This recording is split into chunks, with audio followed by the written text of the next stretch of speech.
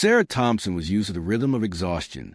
At 29 years old, she had spent the last 6 years of her life working long shifts as a nurse at Silver Maple Care Home, a quiet retirement facility tucked away in the wooded outskirts of Athens, Ohio. Her days often blurred together. Early mornings that faded into dim, quiet nights, punctuated by medications, vitals, routine check-ins, and the soft murmur of aged voices recounting memories to anyone who would listen. She had learned early on not to get too attached. Not because she didn't care, she did deeply, but because she had seen what happened when emotional lines blurred. Some of her colleagues carried scars of grief from residents lost, hearts too entangled to remain whole. So Sarah kept a polite, professional distance. She smiled, offered kind words, listened when she could, but she did not linger. That Monday morning had begun like any other. The scent of coffee drifted faintly from the staff lounge. A soft drizzle tapped the windows. Sarah moved the halls with practiced ease, checking charts, adjusting pillows, sharing brief conversations. Her mind was already counting down the hours to her lunch break when a voice, soft and gravelly, called out from behind her. "Miss Thompson?" came the voice, barely above a whisper.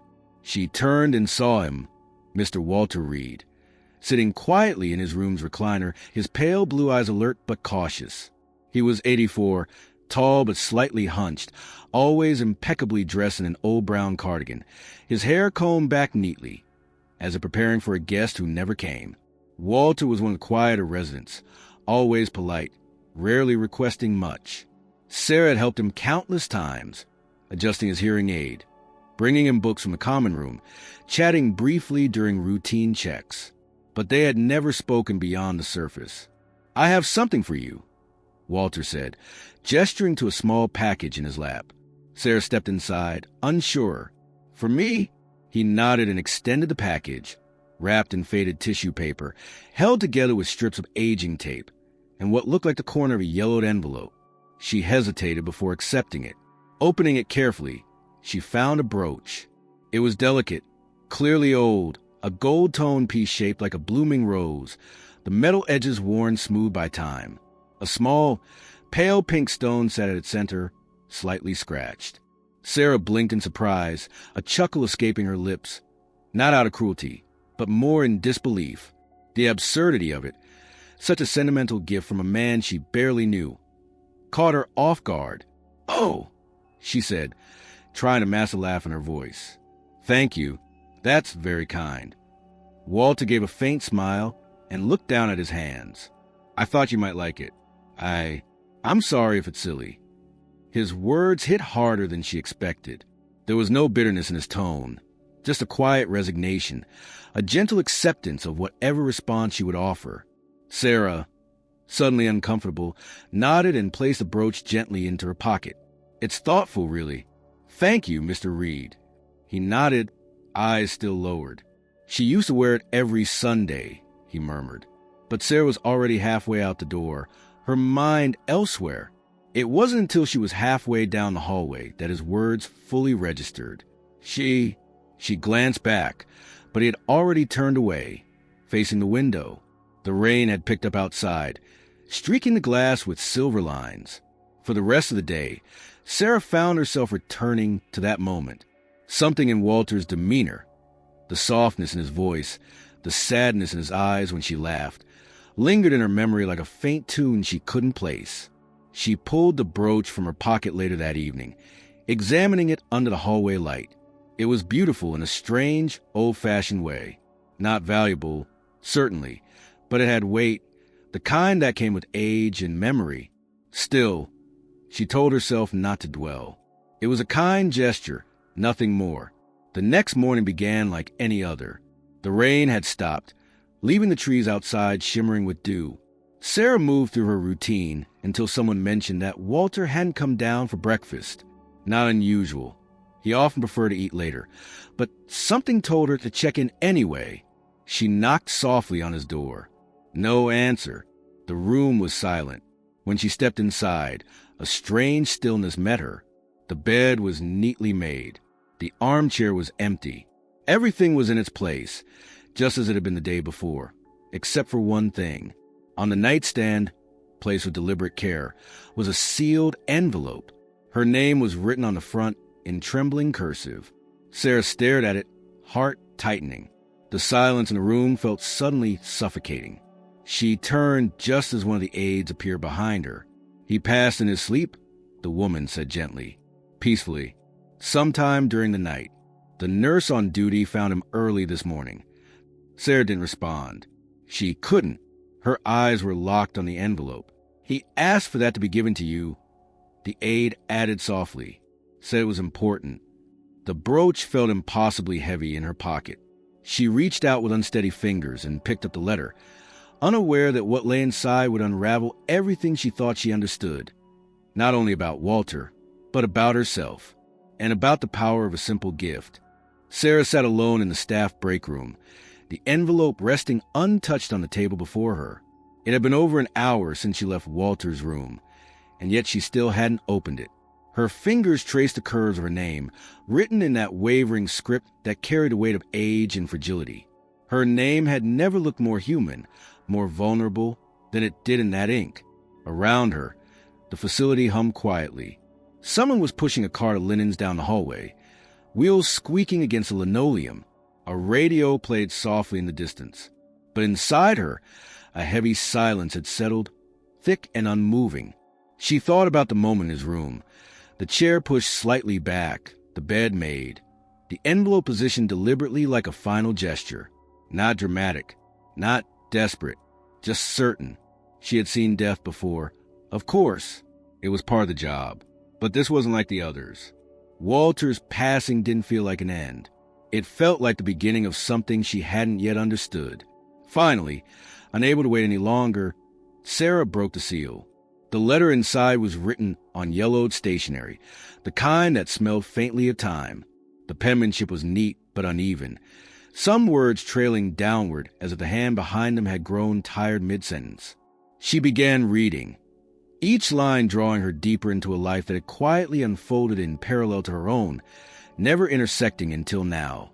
"Dear Miss Thompson," it began, "if you are reading this, it means I've already passed, hopefully without causing too much trouble. I want to thank you for accepting the small gift I offered. I know it may have seemed insignificant, or perhaps even odd, but to me, it was a farewell, a goodbye wrapped in memory." He continued, describing the brooch not just as an object, but as a living emblem of his late wife, Elizabeth. He told how she had worn it every Sunday for nearly 40 years, to church, to family dinners, to walks through their garden, always pinned neatly to the left side of her blouse. Walter had given it to her on their first anniversary. She called it her Sunday bloom. He wrote about the way it caught the morning light through their kitchen window, and how it always made her feel elegant, even when she was older and confined to their home. The letters shifted then, becoming more intimate, more revealing. He admitted that after Elizabeth died, he had kept the brooch locked away, not because he wanted to forget, but because the pain of remembering was sometimes too great. He had lived alone ever since, selling the house slowly in pieces until he had little left but his books, a few keepsakes, and a growing silence. "I suppose I always thought I would die within my drawer," he wrote. "But in these last few weeks, I began to think differently. You probably don't know this, but you reminded me of her, not in your appearance or your voice, but in the way you moved through the world, kind, yet guarded. You smiled at people even when they didn't smile back. You took time, even when no one was watching. That kind of grace is rare. Elizabeth had it, and when I saw it in you, I felt safe. Like maybe if I left that piece of her with you, it wouldn't disappear entirely." Sarah paused, her breath catching. The letter rested in her lap, her fingers clinging to its edges as though it might dissolve as she let go. Outside the window, the wind picked up, stirring leaves in lazy circles. She thought of Walter watching her in the hallways, his eyes catching glimpses of her in motion, his memories blending the past with the present. How long had he been waiting to give it away? How many times had he held it, preparing to let go, before finally doing so? But the letter wasn't finished. In its final paragraphs, Walter spoke of his life in ways Sarah hadn't expected. He confessed he had no children, no siblings, no extended family to speak of. He and Elizabeth had tried, once, but the loss of their only pregnancy had left a silence between them that never fully healed. They poured themselves into community work instead, teaching, donating, building lives for others while their own slowly folded inward. When she passed, I became something of a ghost, he wrote. Not bitter, not angry, just quiet. People stopped seeing me. I got used to it. I disappeared in stages, first from church, then from the community, then from the memories of those who once knew our names. I've lived in this care home for the last 12 years. Most don't ask me questions. I don't mind, but I remember all of them. Every nurse, every aide, every small kindness or careless word. And from all that silence, something about you stayed with me. Sarah read the lines again and again, stunned by their clarity, by the honesty etched into every word. She felt a strange pull between sorrow and honor, the aching truth that Walter's final human connection had been with her, someone who hadn't even realized she mattered him at all.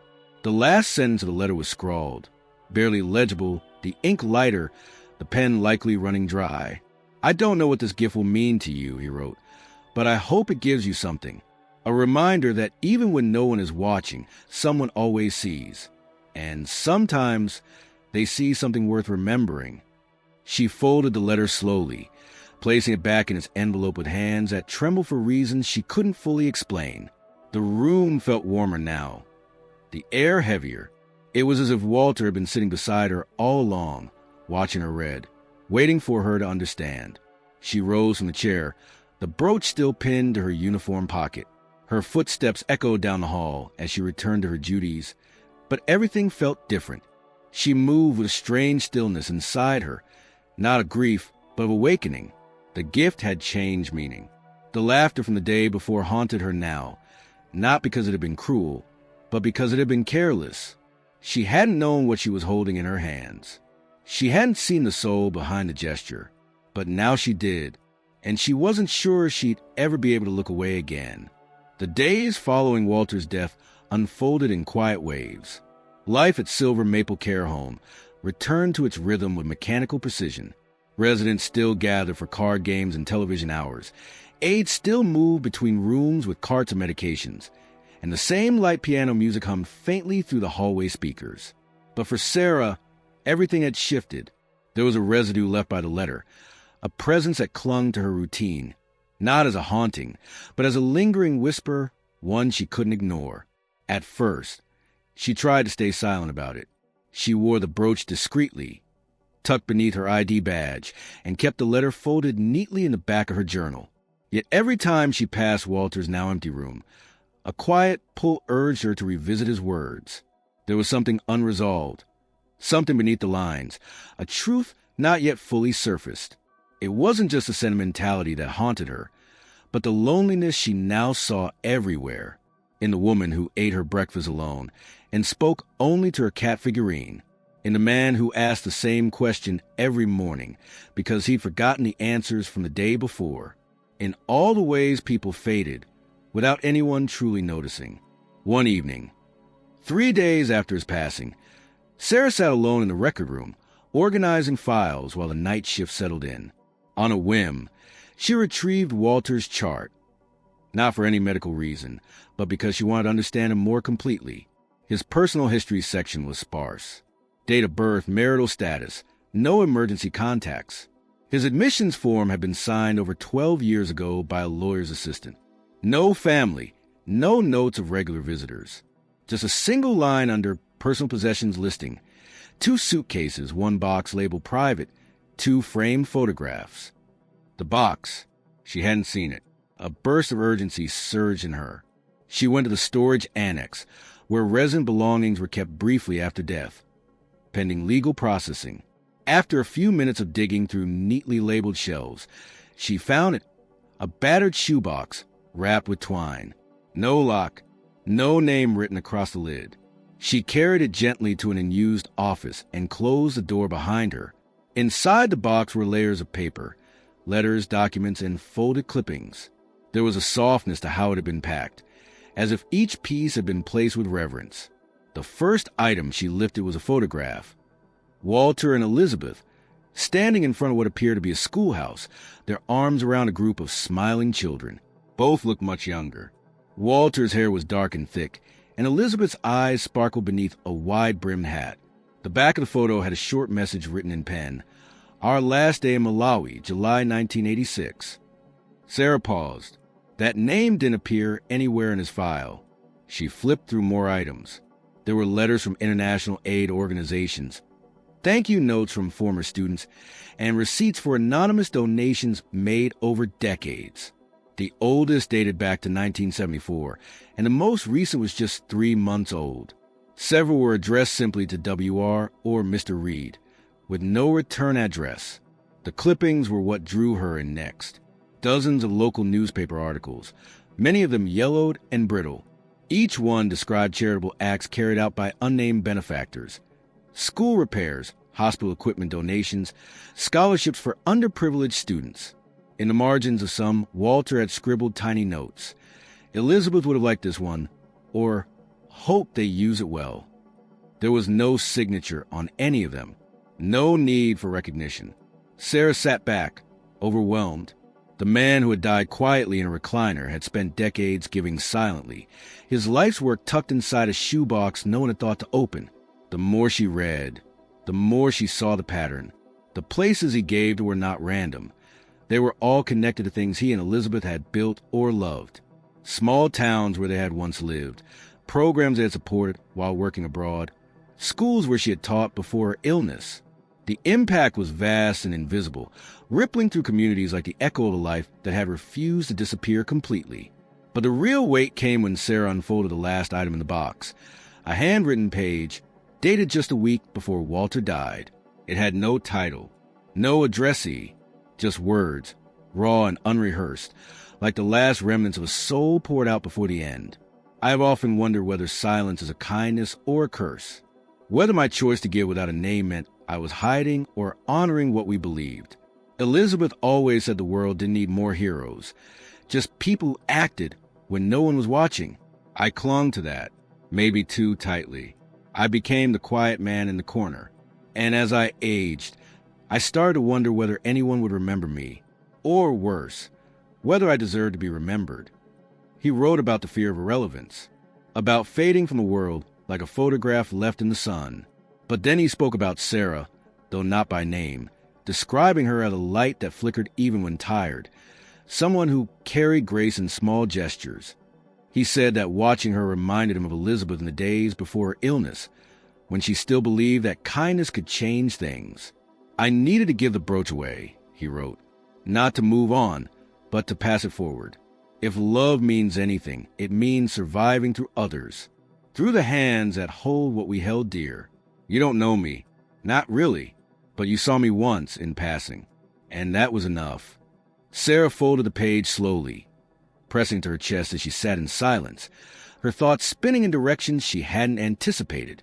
She had come looking for understanding, but what she found was a legacy, quiet, uncelebrated, and humbling in its simplicity. Walter had lived most of his life in the background, not because he had to, but because he chose to. He had no desire for recognition, only the hope that what he gave might grow into something beyond him. The guilt Sarah had carried since the day of the brooch began to transform, no longer a sharp sting, but a solemn responsibility. She wasn't mourning a man she barely knew. She was carrying the final piece of someone who had lived not to be remembered, but to remember others. And that, she realized, was more powerful than anything she had expected. She left the room slowly, the box still in her hands, and a new sense of purpose blooming quietly within her. It was early on a gray Friday morning when Sarah stood outside the small, weathered house that had once belonged to Walter and Elizabeth Reed. The structure sat at the far edge of town, half hidden behind overgrown lilac bushes, and a rusting mailbox that still bore the faded letters of their surname. She had gained access through the town's probate office, which was in the process of cataloging Walter's remaining possessions before the property was transferred to the county.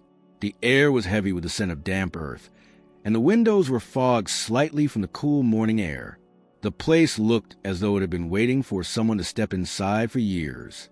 Unlocking the front door, Sarah pushed it open slowly. The smell of aged wood and faint lavender drifted toward her, the kind of scent that clung to fabric and wallpaper over decades. The living room was modest, with walls lined by shelves of well-worn books, many with small slips of paper marking certain pages. There was no dust thick enough to suggest complete neglect. Someone, perhaps Walter himself until his final months, had kept the place in quiet order. A crocheted blanket was draped over the arm of a sofa, its colors faded to gentle pastels. On the mantel above a small fireplace, framed photographs captured moments frozen in time, Walter and Elizabeth in gardens, at church gatherings, on hiking trails. In each one, the brooch glimmered faintly on Elizabeth's blouse, a constant and deliberate adornment. Sarah moved slowly from room to room, noticing the way each space seemed to hold a different layer of their life. The kitchen counters bore tiny scratches from years of use, and a ceramic cookie jar shaped like a robin sat on a shelf, its lid chipped at the corner. In the bedroom, the quilt was neatly folded at the foot of the bed, and atop the dresser was a glass jewelry box containing a few trinkets, none as fine as a brooch, but each carrying the same patina of memory. A small wooden box, tucked into the top drawer, held letters from Elizabeth to Walter, written in looping cursive. Most were brief, filled with daily details and small affections, reminders to eat, notes about the weather, little poems she had copied from books. Sarah placed them back gently, feeling as though she were handling a living pulse. In a narrow hallway, she came across a closet door that stuck slightly as she pulled it open.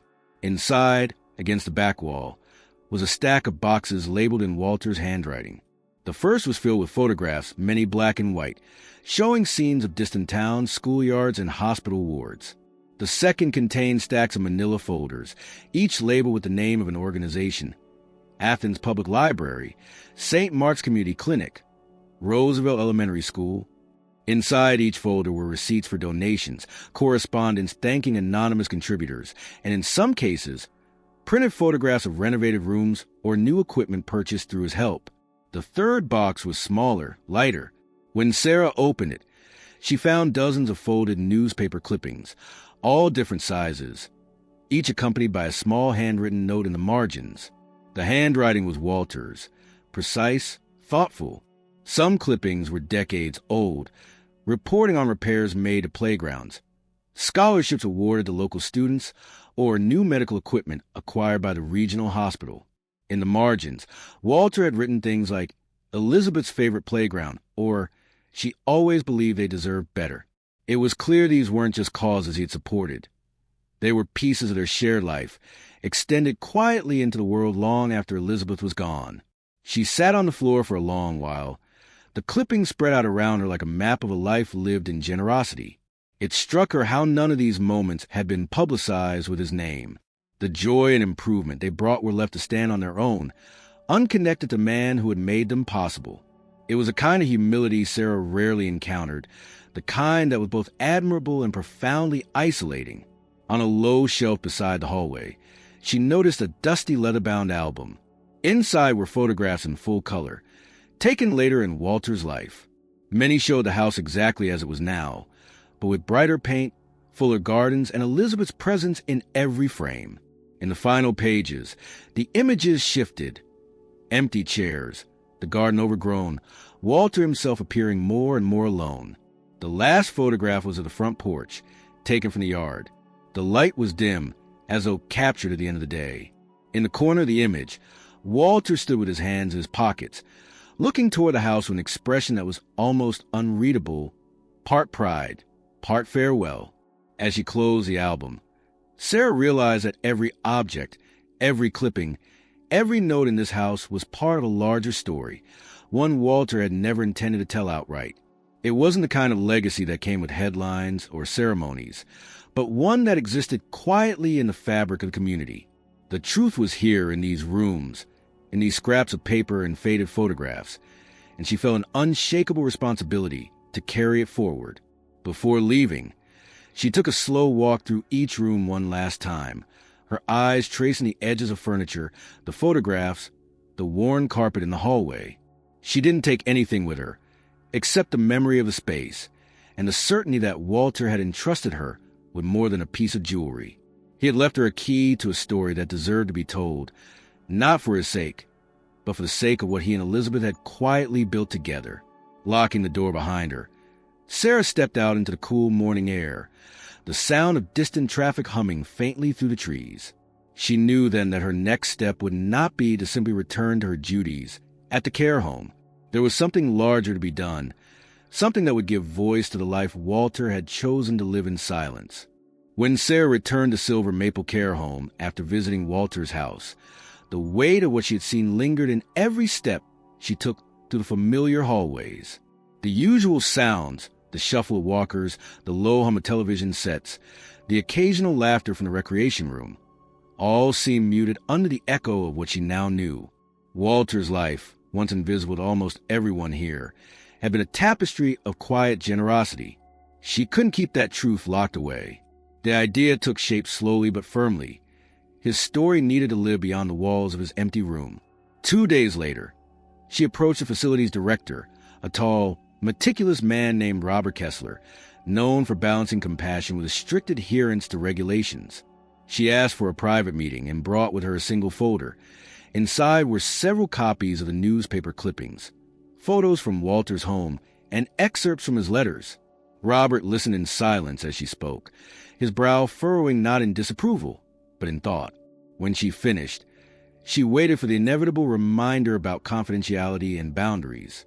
Instead, he leaned back in his chair and said quietly, "I think you're right. People here need to hear this." With his approval, Sarah set about organizing a small memorial gathering for Walter in the common lounge. Notices were discreetly placed on bulletin boards, inviting both residents and staff to come and celebrate the life of a man whose kindness touched more lives than he ever let on. She worked with the activities coordinator to arrange seating, order a modest spread of coffee and pastries, and set up a small display table with the clippings, photographs, and the brooch itself resting on a dark velvet cloth. She didn't embellish anything. The truth of Walter's life was more moving than any decoration could be. The gathering took place on a quiet Sunday afternoon. Residents filed in slowly, some in wheelchairs, others leaning on canes, their expressions a mixture of curiosity and mild skepticism. Many had known Walter only in passing. The quiet man who kept himself, who smiled politely but rarely spoke. Staff members stood along the back wall, a few holding cups of coffee, others simply listening. When Sarah stepped to the front, the room hushed. She began not with grand words, but with a simple truth. Walter Reed lived among us for 12 years, and most of us knew only a fraction of who he was. Today, I'd like to share the rest of his story. She read from the letter he had left her, choosing passages that spoke of love, humility, and a belief in giving without the expectation of recognition. She showed them photographs of Walter and Elizabeth, explained the meaning of the brooch, and read aloud the notes he had written in the margins of the clippings. As she spoke, she saw something shift in the faces before her, a softening, an understanding that perhaps they, too, had underestimated the lives quietly unfolding around them. When she finished, there was a stillness in the room, followed by the gentle sound of someone clearing their throat. It was Mr. Hawkins, a retired history teacher who rarely spoke at gatherings. "I used to see him in the library," he said, his voice trembling slightly.